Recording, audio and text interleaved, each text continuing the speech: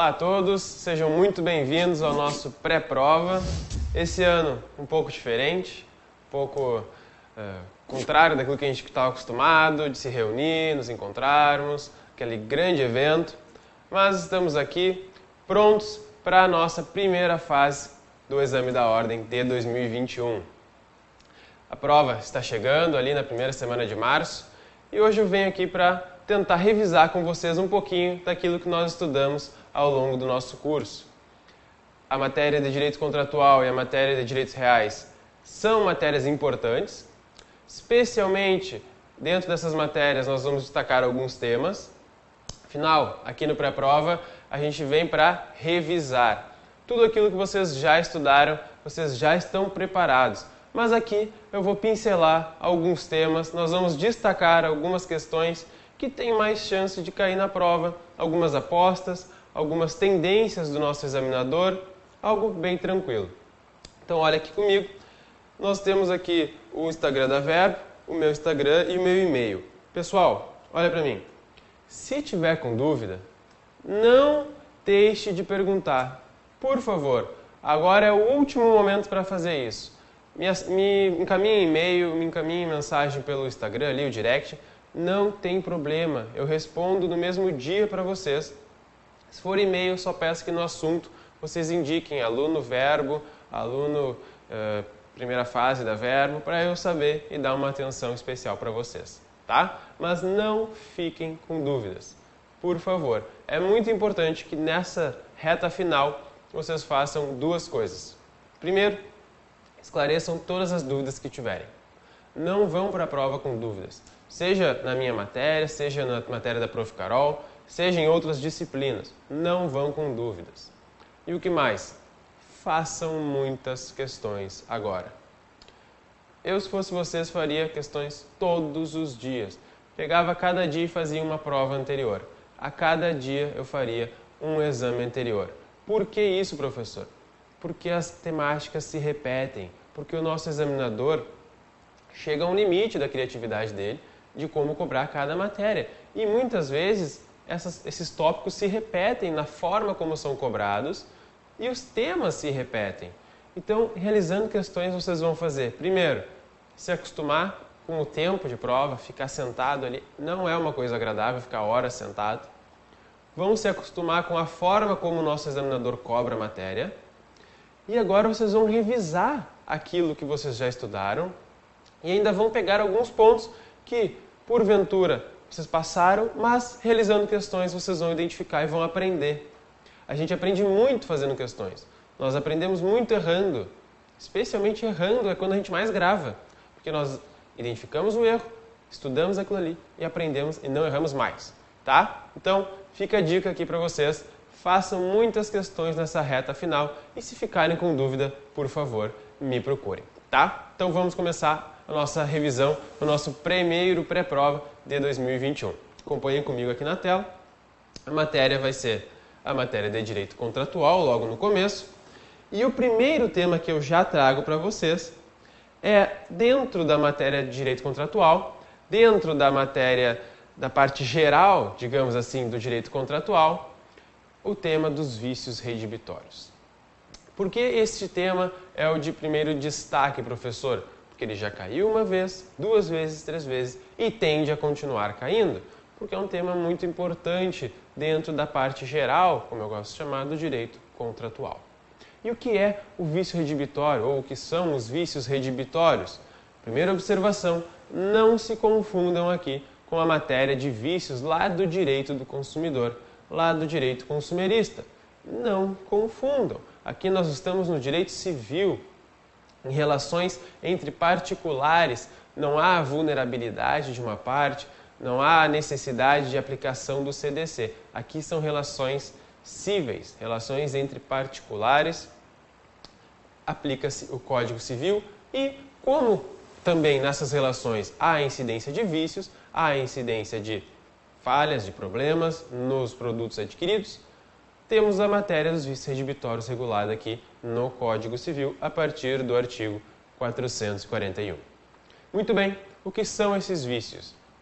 O vício redibitório é um vício oculto que atinge de maneira absoluta a finalidade daquele bem, ou seja, que agrava aquele bem de forma em que ele se torna inviável, que o seu uso se torna inviável para o fim no qual ele foi adquirido, ou é um vício que permite que o bem ainda seja utilizado, mas que torna restrita essa utilização e que com isso diminui o seu valor, com isso reduz o valor daquele bem por conta deste vício. Então, identificamos o vício redibitório como aquele vício que torna inviável a utilização do bem para o fim ao qual ele foi adquirido, ou o vício que ainda permite a sua utilização, mas de maneira restrita, que causa então uma redução do valor daquele bem. Então, se no enunciado nós identificarmos um caso em que é uma relação entre particulares, Lucas negocia com Gabriela sobre a compra de X livros de uma coleção tal. Não há uma relação de superioridade entre Lucas e Gabriela na negociação, não há ali um contrato em que as partes não possam, digamos, alterar as cláusulas, não há uma restrição desta forma. Há ali dois particulares fazendo uma negociação. Tem um vício nesse produto? Dependendo do caso, identificamos os vícios redibitórios. Tá certo? Muito bem. Acompanhe aqui comigo. Por quê? Aqui na tela eu trago para vocês duas questões muito importantes. O que eu posso fazer, professor, quando eu me deparo com um vício redibitório? Quais são as minhas opções quando eu me deparo com um vício redibitório? O que eu posso fazer, eu, comprador, que identifico que aquele bem que eu adquiri simplesmente não serve para aquela finalidade a qual eu adquiri, ou que ele serve, mas não é bem assim, não funciona exatamente como eu queria, ele tem um defeito ali que está causando uma certa dificuldade de funcionamento, então o seu valor deveria ser menos do que eu paguei, menor do que aquele que eu paguei. Duas alternativas, pessoal, que nós encontramos no artigo 441 e 442. A primeira alternativa que nós temos é redibir. Redibir. O que é redibir, professor? Redibir é o ato de devolução do bem para o, então, vendedor. E o vendedor vai devolver ao comprador o bem, o dinheiro recebido, o valor recebido por aquele bem. Então, o redibir, a ação redibitória, que é um instrumento pela qual nós realizamos a redibição, a ação redibitória permite que as partes retornem, e aqui uma palavrinha-chave para identificá-la, que as partes retornem ao status quo ante. Permite que as partes retornem ao status quo ante. Muito bem. Isso daqui é a primeira alternativa que aquele comprador que se depara com um vício tem para solucionar o seu problema. Olha, vendedor, tem um defeito aqui, eu não consigo utilizar esse bem para a finalidade a qual eu gostaria, quero de volta o meu dinheiro, te dou de volta o bem com o defeito, porque ele não me serve. Ou a outra opção, se o bem ainda funcionar, se for do interesse do comprador permanecer com aquele bem, ele pode postular então o abatimento do preço. Como assim? Eu vou chegar para o comprador e para o vendedor e vou dizer, olha, o produto tem um defeito, está aqui o defeito, e eu preciso que tu me abata o preço, que tu me devolva uma parte daquilo que eu paguei, que tu me devolvas um percentual daquilo que eu paguei. Por quê? O bem não faz exatamente aquilo que eu gostaria, o bem não faz exatamente aquilo para o qual eu adquiri. Então, tem por conta desse defeito. Então, através de uma ação conhecida como quanti minoris, a parte vai pleitear a restituição de parcela do valor pago. E olha para cá, não há uma preferência entre estas duas ações. Como assim, professor? Pode ser que a parte opte pelo abatimento do preço, como pode ser que a parte opte pela restituição do valor. Não há uma preferência ou uma obrigação de primeiro o abatimento e depois a devolução do bem. Não há uma preferência aqui. São duas alternativas. É uma faculdade do comprador, dependendo de cada caso. Porque pode ser que o bem não tenha finalidade, não tenha uma utilidade para aquilo o qual ele adquiriu, mas que ele possa usar para outra forma, para outra situação. Enfim, cada caso é um caso. Mas só para que vocês saibam que aqui não há uma obrigatoriedade. Primeiro deve-se buscar o abatimento do preço, para depois buscar, então, a redibição, a devolução do bem.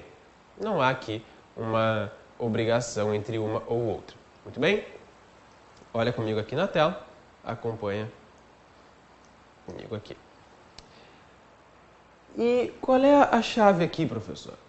Muito bem. Tu falaste que a parte vai poder postular a devolução total do bem, do valor, ou uma redução proporcional do preço. A devolução, então, de parte do valor pago. E além disso, tem mais alguma coisa que a parte pode receber? Além disso, aquele comprador que foi lesado pode receber mais alguma coisa? E que essa mais alguma coisa pode cobrar perdas e danos? Olha só, o que o artigo 443 nos traz. Que sim, olha para mim, sim, ele pode pedir, sim, o comprador pode postular perdas e danos além da parcela proporcional da devolução ou além do valor integral recebido de volta, se ele demonstrar que aquele sujeito, aquele indivíduo que lhe vendeu o bem, sabia anteriormente do vício, tinha conhecimento prévio do vício.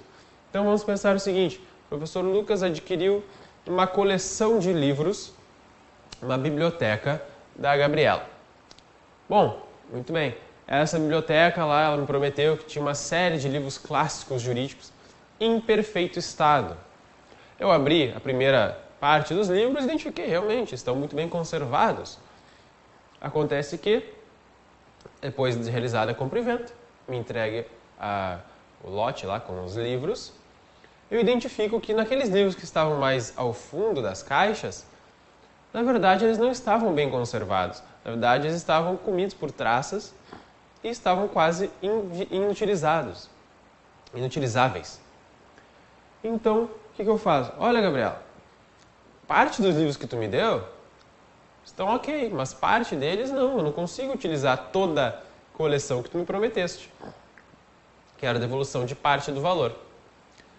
E a Gabriela pode dizer, eu posso identificar se a Gabriela sabia ou não. Se a Gabriela sabia daquele defeito e ela propositalmente escondeu aqueles livros estragados, aqueles livros inúteis, embaixo dos que estavam em bom estado, muito bem. Judicialmente eu posso postular ainda uma indenização por perdas e danos. É isso que, olha aqui comigo, o artigo 443 nos diz que há a possibilidade de postular perdas e danos quando o alienante tinha o conhecimento prévio, isso aqui é muito importante, do vício ou defeito que pairava sobre o bem. Certo? Então, se na questão de prova perguntar para vocês se trouxer um caso ali de vício redibitório, trouxer um caso em que a parte recebe de volta o bem e pergunta se haveria mais alguma coisa, se haveria mais algum pedido, aquelas perguntas que a gente conhece de OAB. Como você aconselharia seu cliente? Neste caso, a Maria lhe consulta, vai ao seu escritório e pede uma consulta sobre as suas alternativas. E pelo enunciado, pela narrativa, vocês identificarem que sim, a parte alienante sabia do vício, muito bem. Apliquem aqui a alternativa, assinale a alternativa em que aponta a possibilidade de perdas e danos. Muito bem? Continuando. vícios redibitórios ainda temos uma questão muito importante para tratar aqui, que é a situação dos prazos. Como assim, professor? A situação dos prazos. O artigo 445 nos traz inicialmente uma regra bem simples. O prazo de 30 dias para bens móveis e de 1 ano para bens imóveis. Que prazo para quê? Prazo para que, manifestado o vício, a parte acione então o alienante e postule a devolução daquele dinheiro, a devolução da integralidade do dinheiro ou de parcela do dinheiro. Esse é o prazo. A contar de quando? A contar da tradição. Muito bem, aqui não tem muito mistério. 30 dias bens móveis, 30 dias bens imóveis. Não há muito o que discutir aqui, bem tranquilo. A questão principal está no próximo slide. Porque aqui eu trago para vocês, de uma maneira organizada, esquematizada, as exceções a esses prazos. Na verdade, eu chamo de exceções, mas não são necessariamente exceções. São mais peculiaridades. São mais situações que vocês devem saber para a prova.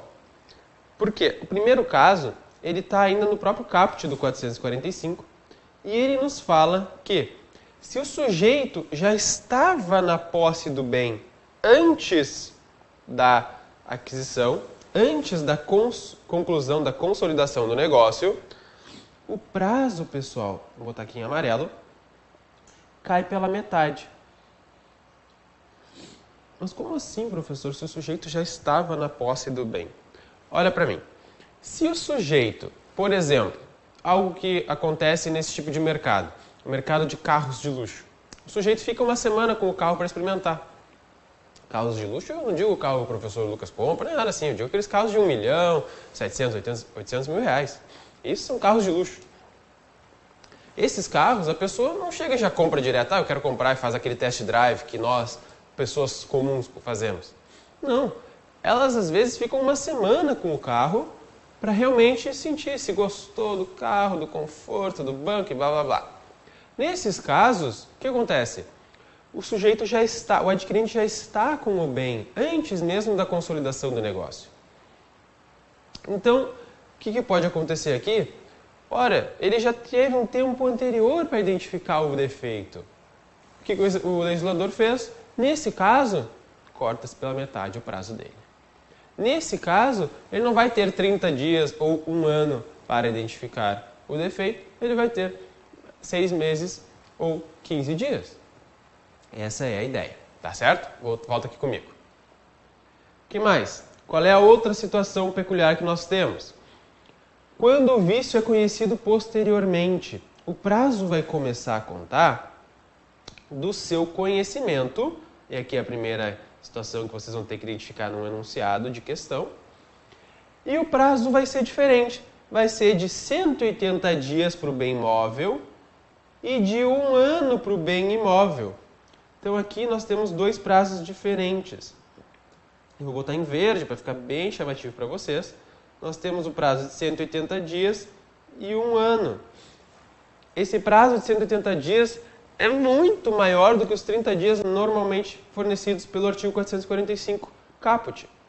E esse prazo de 1 ano para os bens imóveis permanece o mesmo, não há muita diferença.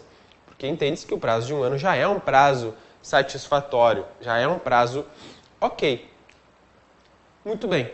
Como assim o vício se conhece posteriormente? Que situação nós podemos imaginar aqui em que um vício vai se manifestar depois, muito depois da compra e venda?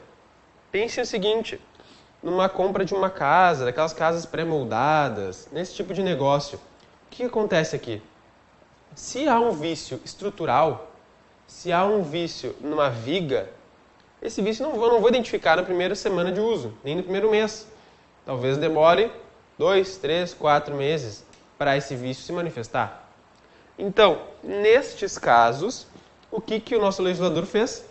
Olha, nesses casos, o prazo vai começar a contar do conhecimento deste vício e vai ser um prazo diferente.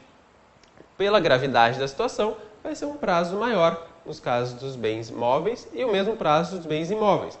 Mas a data de contagem, o início deste prazo, que é muito vantajoso para o adquirente. Porque reparem que ele começa a contar do conhecimento. Claro, aqui é uma questão muito subjetiva em demonstrar quando é que ele de fato conheceu o vício e tudo mais. Muito bem, mas isso aqui, para a prova objetiva, não tem por que a gente se perder nessas discussões. Para a prova objetiva, nós nos concentraremos no que está na lei, no que a doutrina diz como consolidado.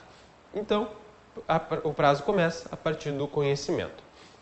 Uma outra observação aqui, com relação aos semoventes, tem a regulamentação própria, não se sujeita aos prazos ali dos vícios redibitórios. Semoventes seriam o quê? Os animais de estimação, os pets.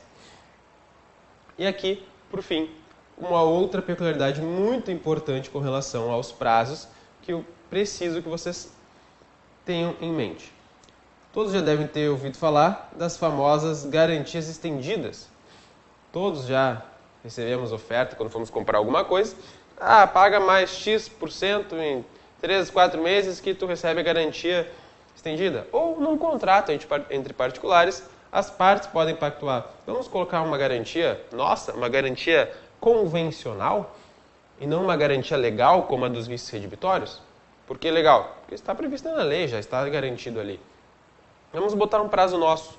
Ok, podemos fazer isso, sem problema nenhum. E o que acontece nestes casos?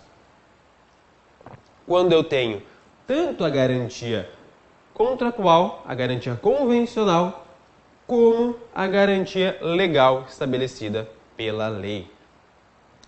Olha só, o artigo 446 nos diz que, primeiro, vai correr o prazo da garantia convencional. Isso é muito importante. Isso é muito importante, porque no enunciado vocês vão ter que cuidar para o examinador não confundir vocês com isso. Porque ele pode trazer um enunciado grande, contando uma história, e ali colocar que as partes pactuaram o prazo convencional e também a garantia convencional, a garantia contratual e também, vocês já sabem de antemão que existe a garantia dos vícios redibitórios. E tentar atrapalhar vocês com relação aos prazos. Porque olha só, se ele disser que as partes, mesmo sendo um bem móvel, pactuaram um prazo convencional de 1 ano, aquele prazo de 30 dias normal do 445 só começa a contar depois daquele 1 ano. Então aqui, vamos supor que o A e o B compraram, o A comprou do B, vamos ver, uma casa pré-moldada. Muito bem, o B é um empreiteiro que faz casas pré-moldadas e entrega com a sua equipe. Ok. Eles pactuaram que a casa pré-moldada tem um prazo pelos vícios redibitórios de 1 ano. É um bem imóvel.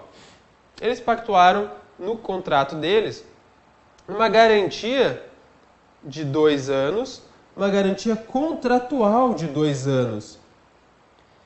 A essa garantia se soma, então, o 1 ano da lei. E o que nós temos com isso? Vou botar em outra coisa. Nós temos que, no total, se digamos que o vício se manifeste apenas aqui, no comecinho do terceiro ano, no comecinho do segundo ano, no comecinho do terceiro ano, perdão. Bom, aqui no comecinho do terceiro ano, o B vai poder dizer, olha, aqui passou 1 ano, aquele 1 ano lá contratual que foi estabelecido, perdeu o prazo. Não, nada disso. Por quê? Porque daí o A vai lembrar, mas nós temos esse prazo de 2 anos, anterior. Só agora que começou aquele meu prazo de 1 ano, lá do artigo 445 do Código Civil. E isso é muito importante, porque o examinador, se fosse examinador de vocês e quisesse complicar, certamente é aqui que eu pegaria. Olha para mim. Muito cuidado, então, com relação a esses prazos. Maior destaque, essa situação do 446. É fundamental que vocês identifiquem no enunciado, vocês leiam com calma o enunciado, porque se ele falar que as partes pactuaram um prazo de garantia, é preciso que vocês identifiquem isso daqui.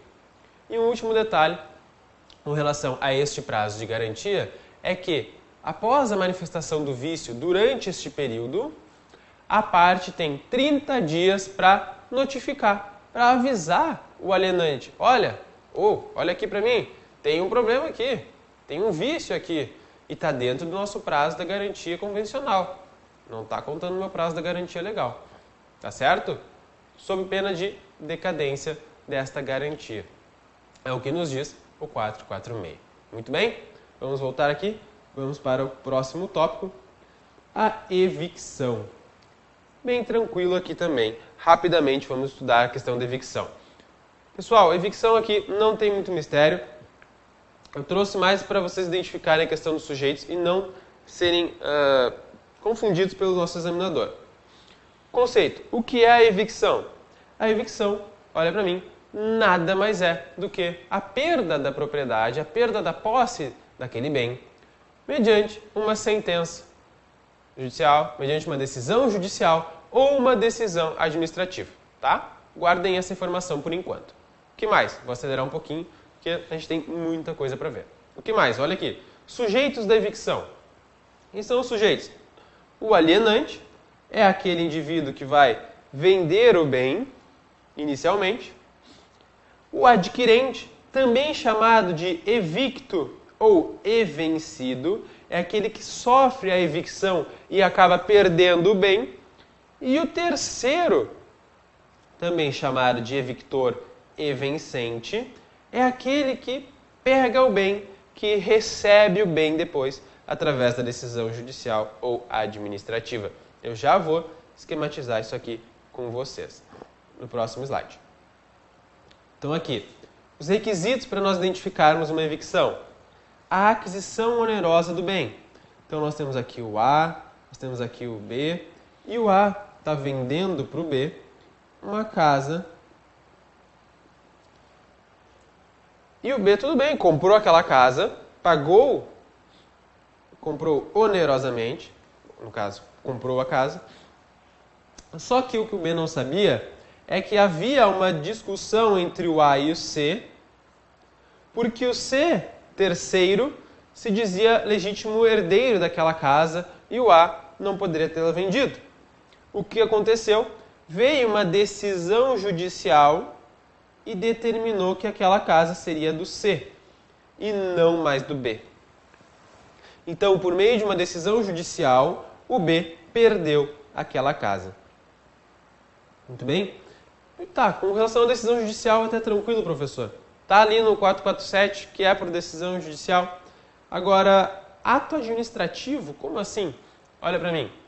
Vocês já devem ter ouvido falar de blitz, parada na rua pela polícia, pela Secretaria de Trânsito. E nessas blitz, eles identificam se o veículo possui dívidas, se o veículo tem o IPVA atrasado. E nesses casos, quando identificam algumas dívidas, eles podem recolher o veículo.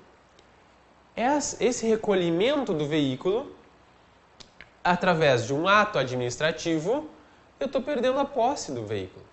Então também a doutrina passou a construir e a jurisprudência a adotar esse entendimento de que a evicção não se dá apenas por decisão judicial, mas também por ato administrativo. Certo? Vamos seguir aqui. Olha para a tela comigo. A evicção é um direito disponível? Algo bem tranquilo aqui para vocês. O artigo 448 estabelece o seguinte, que sim, as partes podem pactuar no sentido de excluir a evicção, diminuir a evicção ou aumentar a garantia da evicção. Então, por isso que eu questiono se é um direito disponível em que sentido? No sentido de que as partes podem optar por não aplicá-lo, se no contrato tiver uma cláusula expressa nesse sentido, e ambas as partes souberem o que significa isso, elas podem optar por aumentar essa garantia, estabelecer uma indenização maior, caso ocorra, ou algo assim, ou elas podem optar por reduzir a sua incidência. Qual é a questão importante aqui? Porque no 449 nós temos uma peculiaridade muito interessante. Olha para mim. No 449 nós temos o seguinte, que se a parte que perde o bem, se o vencido, no caso, perde o bem para o terceiro e no contrato ele assinou ali, o contrato sem saber o que significava a evicção, ele assinou dizendo, olha, renuncio à garantia da evicção, vamos excluir a evicção, não incidirá neste contrato. Se ele assinou isso, mas sem saber do que se trata, sem entender, sem assumir essa responsabilidade, o que o 449 nos diz é o seguinte, que mesmo quando a parte assina, a parte exclui a garantia da evicção, esta incidirá quando ela não tinha conhecimento, quando ela não tinha consciência de que o estava fazendo. Ou seja, quando a parte ciente do risco não o assumiu, ou quando ela simplesmente não sabia, ou quando ela simplesmente não tinha o conhecimento do que se tratava, simplesmente assina. Olha aqui na tela comigo. Expressões que vocês precisam guardar. Ó, a parte não soube do risco da evicção, aquele caso em que eu falei para vocês, a parte simplesmente assina, mas não sabe nem o que está assinando, ou quando for informado, não assumiu, tá?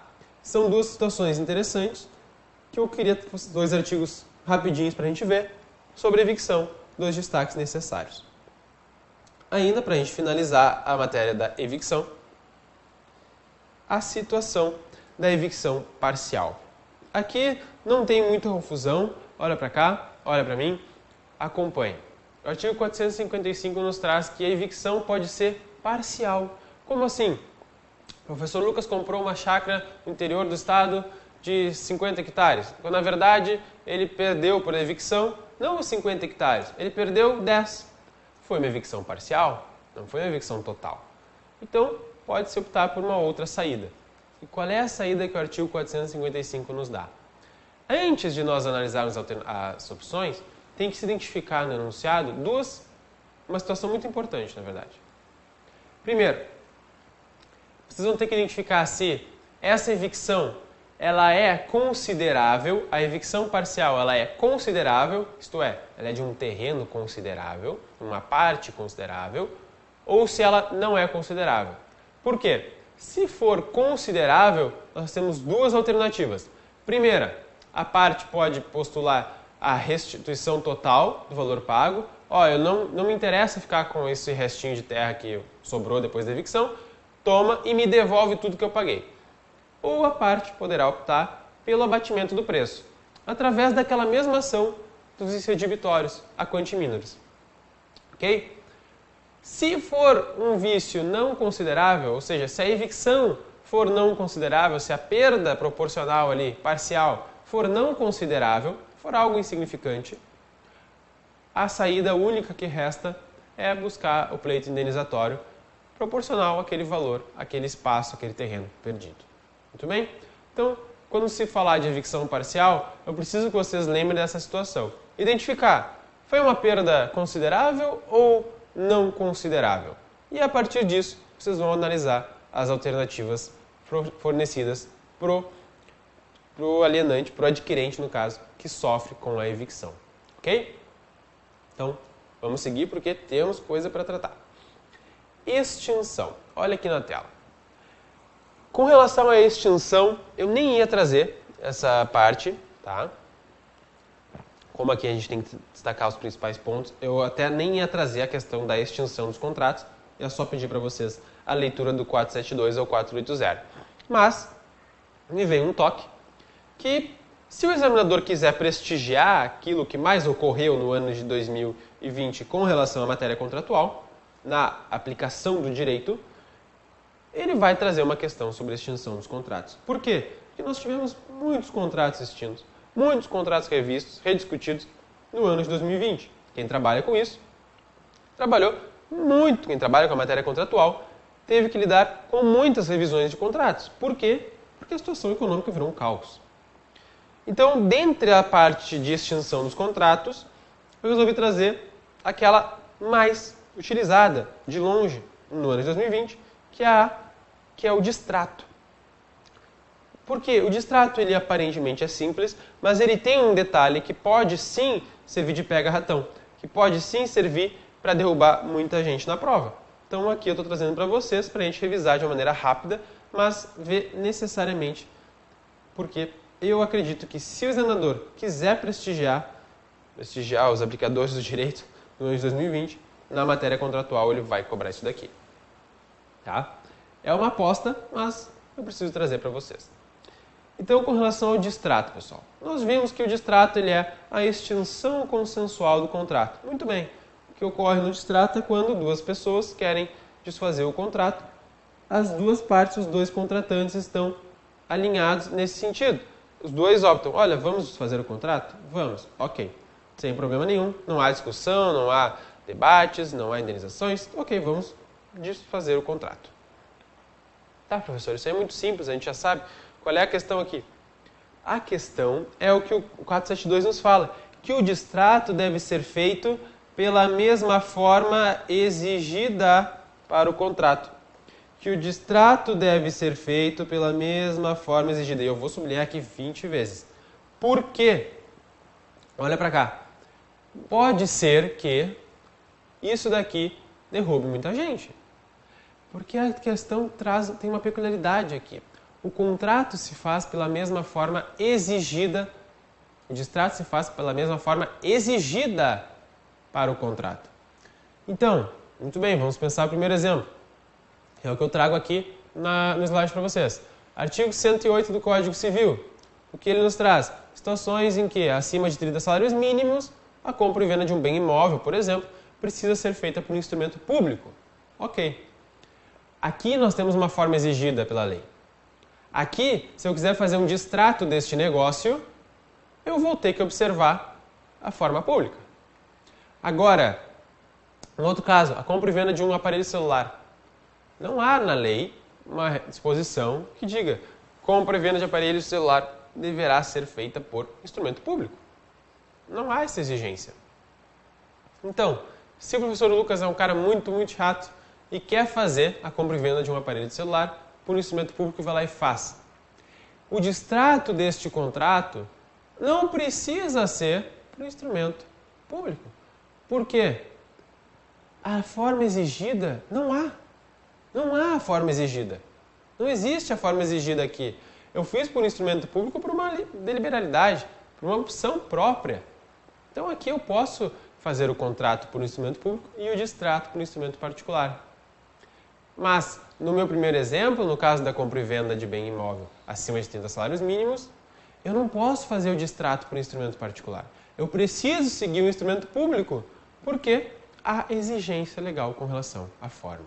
Okay? Isso que eu precisava que vocês guardassem com relação à extinção dos contratos. Tá certo? Vamos continuar, acompanha comigo aqui na tela. Contratos em espécie. E, obviamente, nós vamos tratar do contrato de compra e venda, porque eu falei aqui durante nossas aulas, chamei a atenção que seria sim o contrato, que é sim o contrato mais importante. Que é, de longe, o mais cobrado em prova, e por isso aqui vamos revisar alguns pontos. O primeiro deles é uma conexão com o direito de família, que é a outorga uxória. Professor, a outorga uxória nós já vimos, a outorga uxória é aquela autorização? Muito bem. A outorga uxória é aquela autorização exigida aos cônjuges para que eles possam, então, fazer a alienação ou agravar de ônus real seus bens imóveis. Tá, professor, qual é o mistério aqui? Não tem...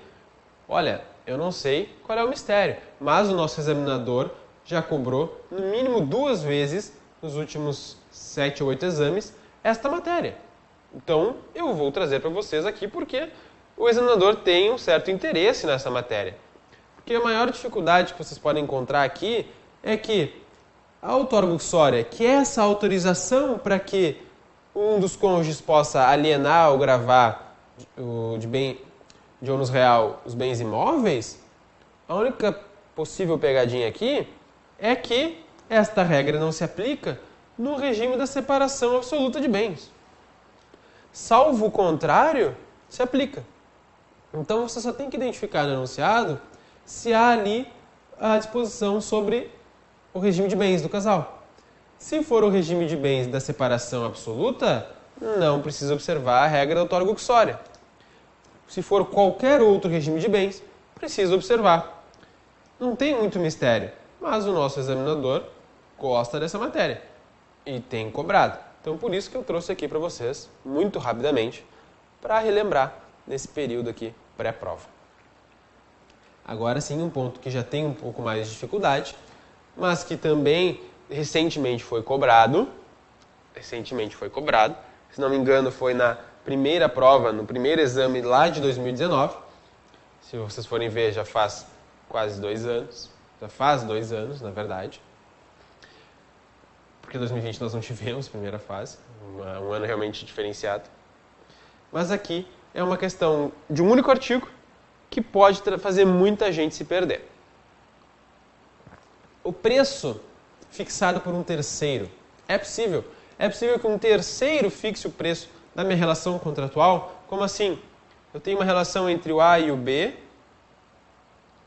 Apareceu o D aqui, pelo amor de Deus. O professor vai aprender a usar isso daqui. Vai aprender a escrever até um dia.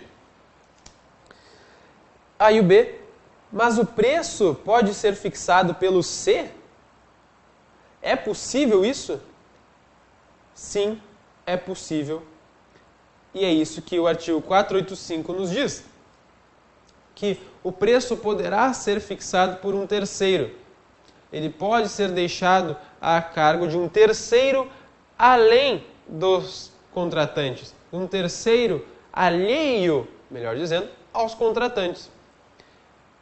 E qual é a pegadinha aqui? Bom, olha para mim. Inicialmente, a dificuldade de imaginar isso. Bom, como é que assim? Vou chegar no enunciado e me deparar com isso. O terceiro vai definir o preço do contrato. É uma coisa diferente, porque quando nós estudamos lá na graduação, comecinho da matéria de compra e venda, nós estudamos os elementos do contrato de compra e venda e o preço é um dos elementos necessários da relação contratual. Então é difícil chegar e nos depararmos com uma situação em que simplesmente não vai ter o preço já no contrato. Vai ser um terceiro que vai fixar esse preço. Ok, tudo bem. Estou dizendo para vocês que tem, o artigo 485 está afirmando isso, que é possível um terceiro. Então como é que funciona isso? O A e o B pactuam a compra e venda de um bem. E ambos decidem, olha, eu não conheço. O A e o B compram um carro.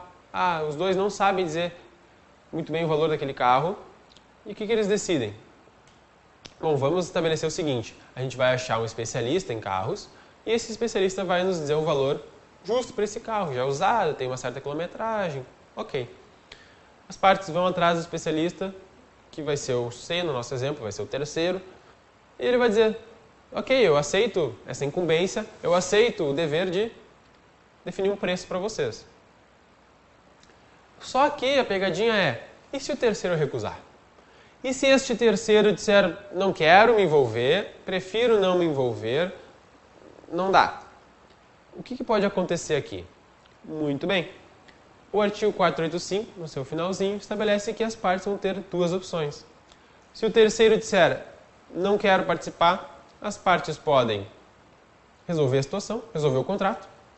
Vai cada um para o seu lado, o comprador não compra e o vendedor não vende. Ficamos assim. Ou as partes podem dizer, vamos achar um outro terceiro? Vamos achar uma outra pessoa para definir o preço? Vamos. E, de comum acordo, elas buscam uma outra pessoa até que alguém aceite a incumbência de determinar o preço. Então, é isso que vocês precisam saber com relação à situação em que um terceiro alheio à relação contratual vai definir o preço. Inicialmente, saber que isso é possível. E depois, saber que se este terceiro recusar a incumbência, se ele recusar a incumbência, eles podem, as partes, procurar outro, como podem resolver o contrato. Certo? Outro detalhezinho, que pode ser que venha a cair em prova.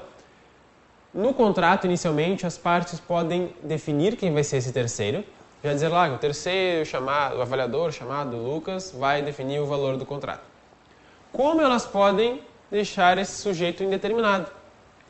Eles podem só estabelecer que vai ser um avaliador de carros e depois vão procurar este avaliador, sem um nome para ele já no contrato. Tá? 2 situações possíveis aqui.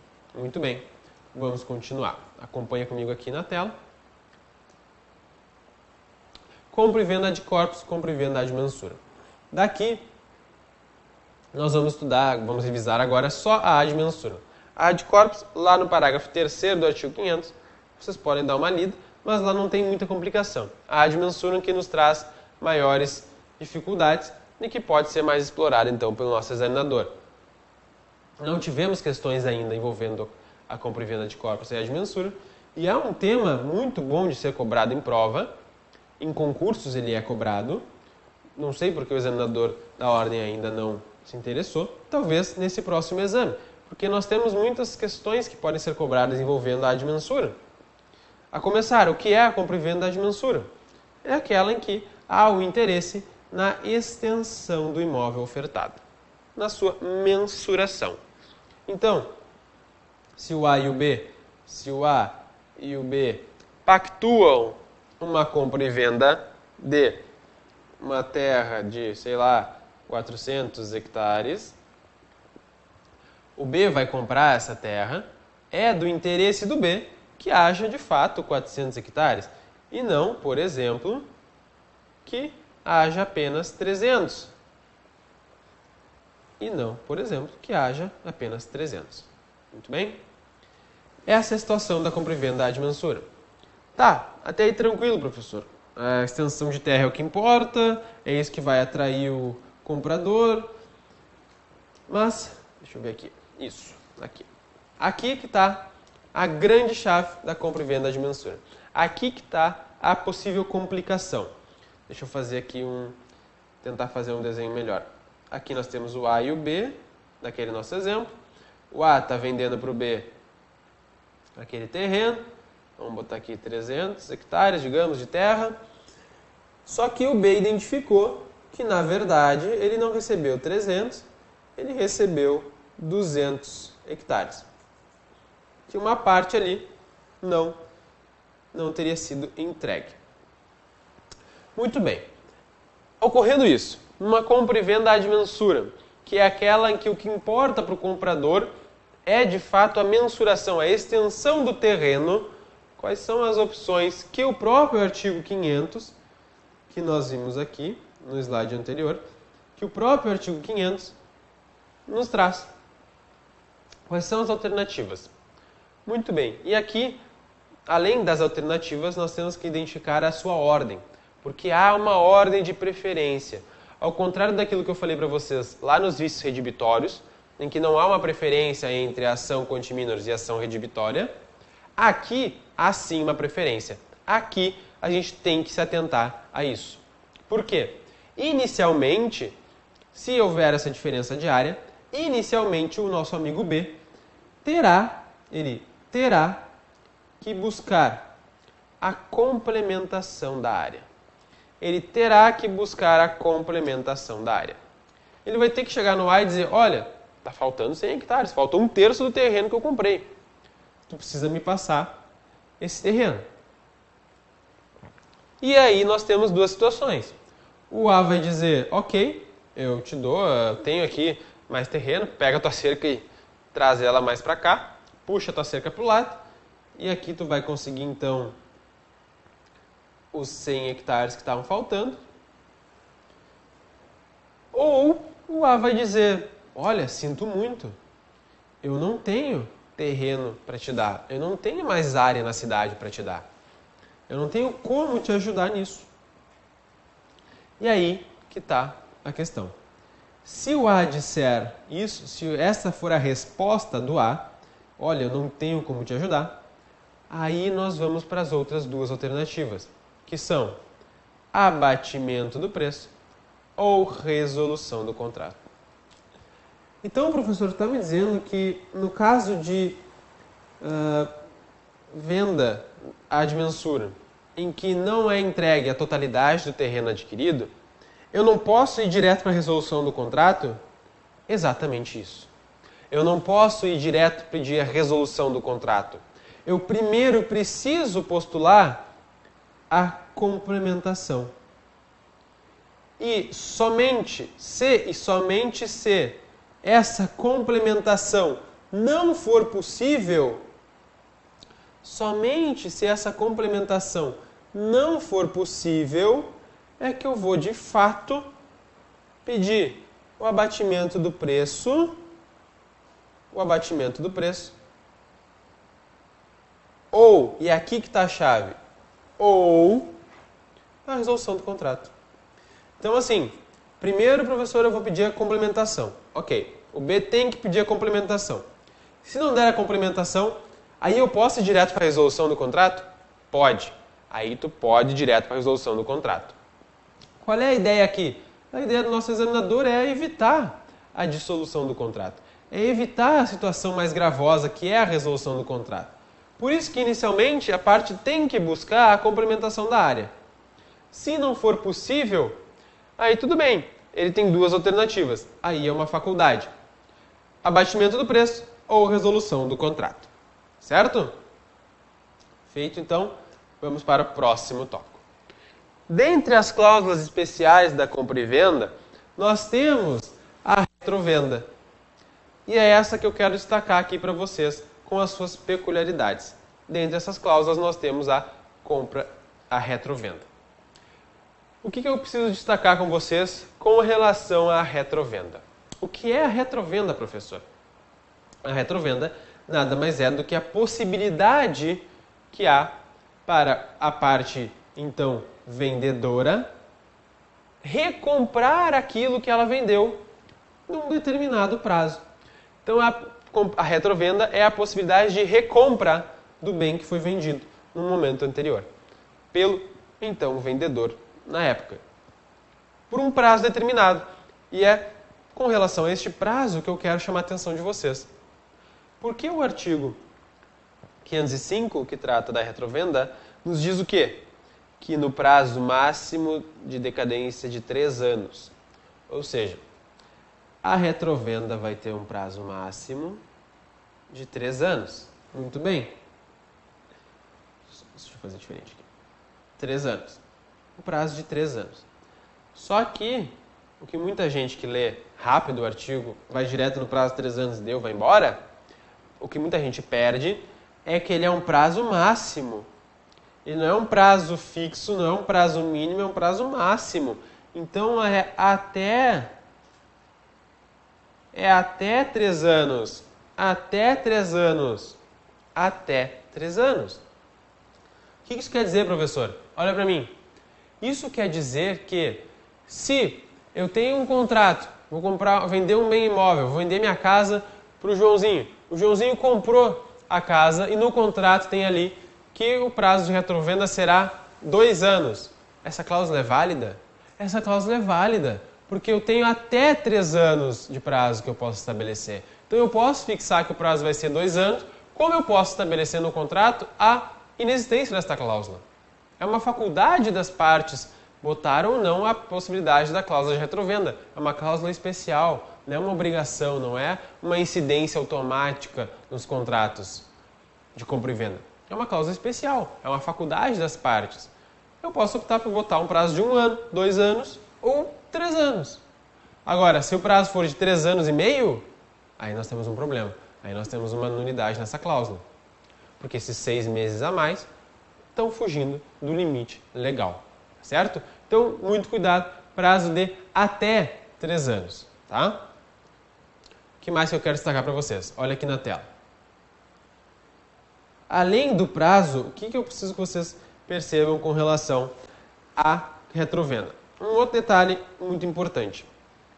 O direito de executar a cláusula é apenas das partes originárias do contrato? Não. A retrovenda não se limita ao, então, vendedor e comprador. A retrovenda se estende aos seus herdeiros, tanto do comprador como do vendedor. Ou seja, o que isso significa? Olha para cá. Significa que se o professor Lucas comprou uma casa do João e nesse contrato de compra e venda tem a retrovenda, e o professor Lucas falece antes de se extinguir esse prazo da cláusula, os meus filhos vão ter que respeitar isso. Ou seja, se neste prazo ainda o Joãozinho quiser recomprar a casa, quiser executar a cláusula, os meus filhos vão ter que respeitá-la. Vão ter que fazer a venda. Certo? Muito cuidado com isso. A cláusula não morre com a morte. Ela não se extingue com a morte dos contratantes originários. os seus herdeiros e sucessores devem respeitar a cláusula. Tá certo? Vamos seguir, que nosso tempo está correndo. Direitos reais. Antes de nós entrarmos na temática dos direitos reais, vamos fazer uma rápida pausa e voltamos logo em seguida, tá certo? Até daqui a pouco.